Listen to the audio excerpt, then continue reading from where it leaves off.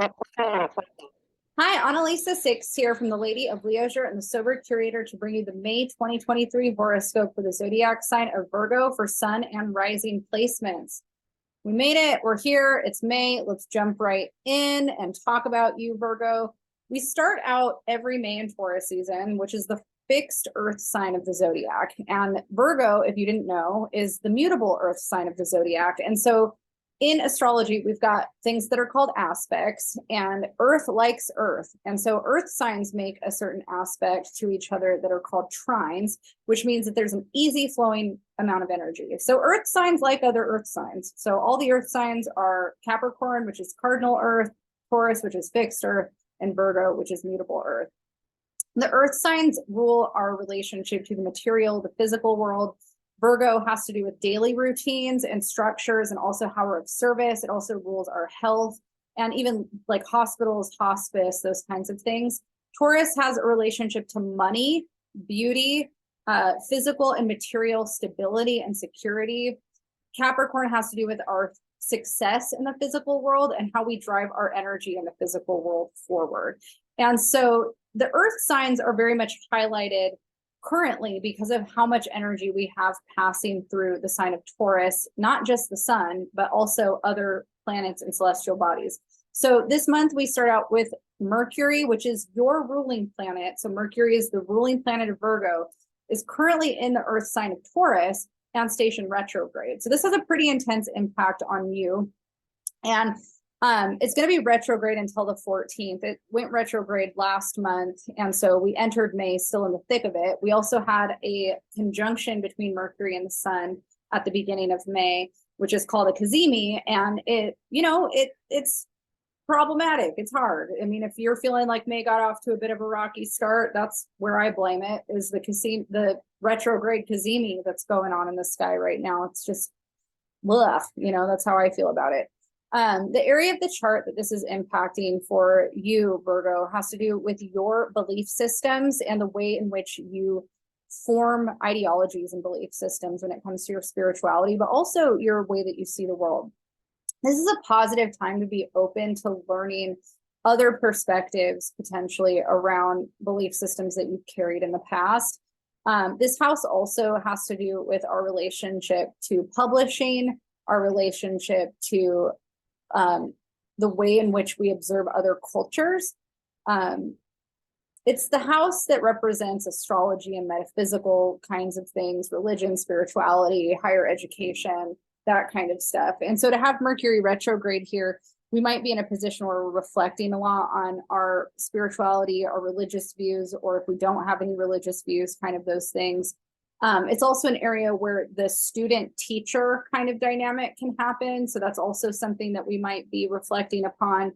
And we might find ourselves, changing some of the views that we had. Maybe certain views served us at one point, and now as we're, going through certain things in life, we might find that it's not as relevant to us anymore. And it changes our identity and our sense of self in the way that it's aspecting us.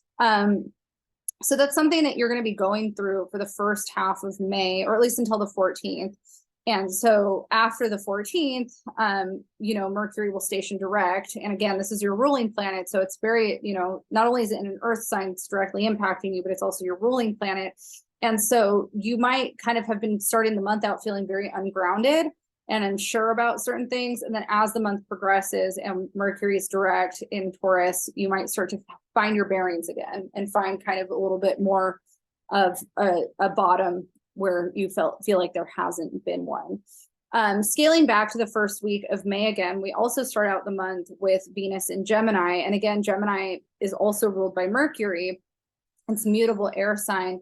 And the area that this is impacting for Virgo has to do with your, let's see here, your career, the work that you're doing. And Venus has been here for the last month already. It entered Gemini in April, the first week of April, the end of the first week of April, beginning of the second week. I should have said beginning of second week of April. And Venus passing through the house of work is very positive. It brings a lot of optimism and good fortune to the work that we're doing in the world. And so it's very good for your profession and your career. Can also mean that because there's an amplification of energy here that you might be, tired and exhausted from some of that, but it's all been good things. Juno just entered this area of the chart. Juno is the asteroid that represents contractual partnership. And so you're still getting kind of some highlights here over May. And so even though Venus is only going to be here for a couple more days as of when I'm filming this, Venus will enter Cancer on the 7th. Juno is still going to be here kind of blessing this area of your career. So you'll have some good energy here for the rest of the month. Venus does enter Cancer and joins Mars. So Mars has been in Cancer, and the house that it's impacting for Virgo has to do with our relationships to the collective and groups and friendship circles and organizations and things like that. And Mars, can kind of bring some conflict into friendship dynamics or group dynamics, but it also can amplify our desire to be social or our need to connect with people, but it's not an easy way, but it's still amplified. And so if you've been feeling kind of an amplification around networking or social stuff, but it also feels intense and not necessarily smooth or easy. Obviously, Mercury has been retrograde, but that also kind of plays a role there. But Venus coming into the mix, when Venus enters Cancer on the 7th, it's going to be there for the rest of May, and it's actually going to be bringing a lot of positive energy into your social circles, the group work that you do. If you're on any boards or a part of any organizations, that's amplified in a really positive way. And so May should end up being a pretty social month for you and pretty busy. So there's a lot of amplification there. And when Venus and Mars are there together through the middle of May, that's going to be impacting the other water energy that we have with Saturn and Neptune. There's going to be some sextiles happening between the Taurus stuff.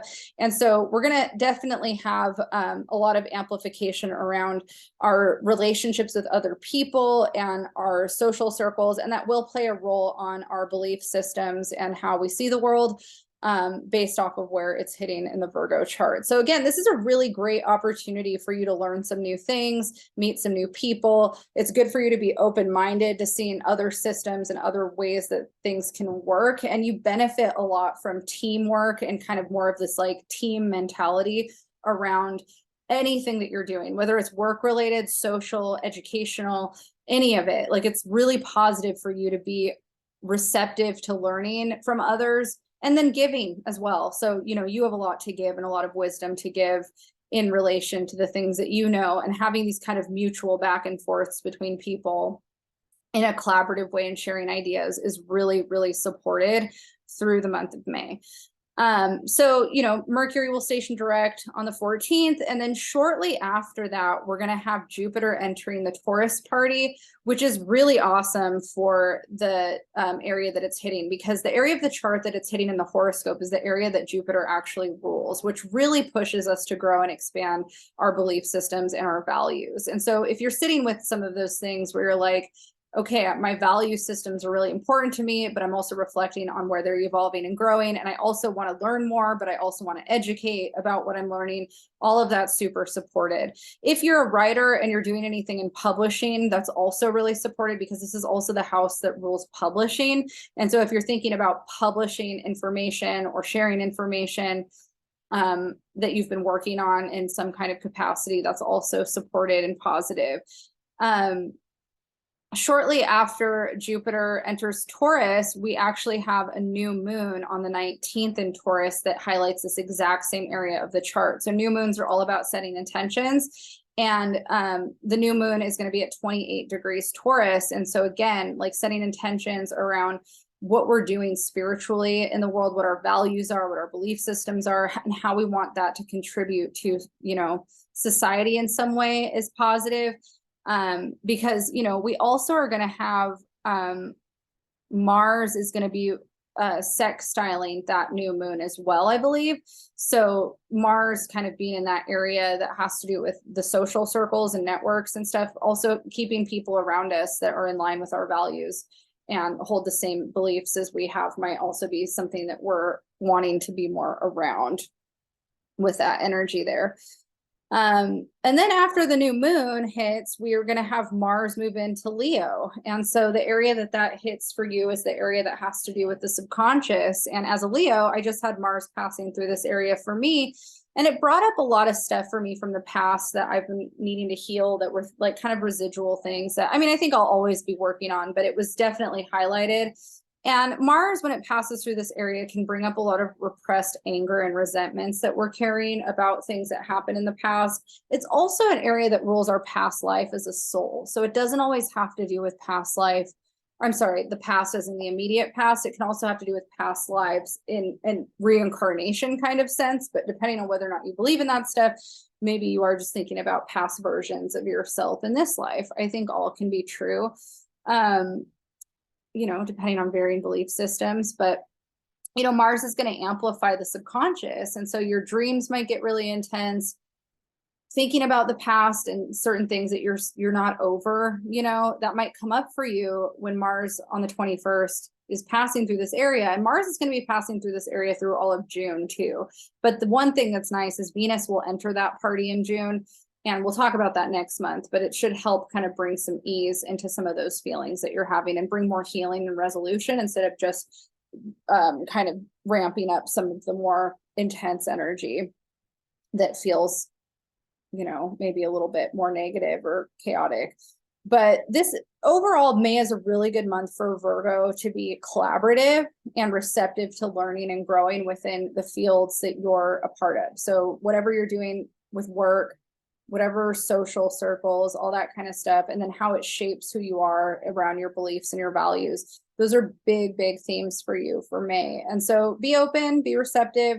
When Mars comes through and kind of amplifies some things that were painful from your past, just try to remember that it's an opportunity for healing those things that maybe in the past when you were going through them, you didn't have time to sit with and work through. And now maybe you do. Maybe there's kind of this inner child wounded part that's coming out that needs your attention, and it's time to give that inner child the attention that it needs and learn how to process anger and these feelings in a way that validates them, but where you can also move on from them and not hold them in your body in a way that's detrimental to your well-being.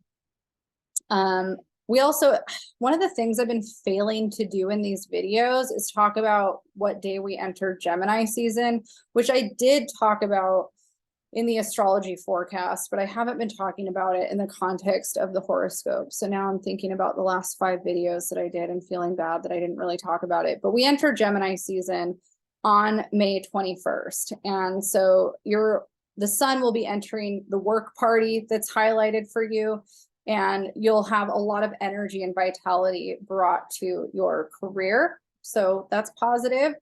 And hopefully kind of amplifies some of this momentum that you're trying to build in the world around the things that you're doing. All right, Virgo, that is your horoscope for May. Let me know in the comments what you thought. If you have any questions or tips or feedback on any of this. If you like this, hit the like button. If you want to get notifications on when I post these videos, you can hit subscribe, and you can find me at Lady of Leisure and Sober Curator. And that is .com on both of those, or @ at both of those. And I will see you next month. May the 4th be with you. It's the 4th. It's May the 4th right now. And happy Cinco de Mayo, because that's tomorrow.